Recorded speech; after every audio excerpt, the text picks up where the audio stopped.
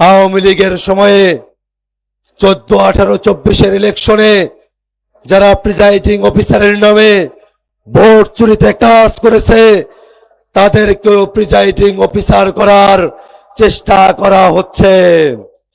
অনেকগুলো জায়গাতেই presiding officer কাদেরকে দেয়া হয় সেটা প্রার্থীদেরকে জানার সুযোগ দেয়া হচ্ছে না।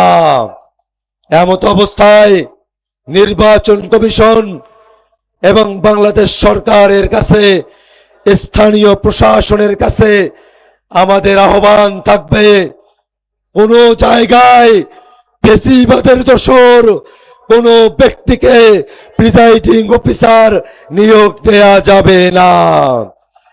যেখানে ফ্যাসিবাদের দোসর কেউ আছে তাকে পরিবর্তন করে নিউট্রাল নিরপেক্ষ ব্যক্তিদেরকেই প্রিজাইডিং অফিসার নিয়োগ দিতে হবে।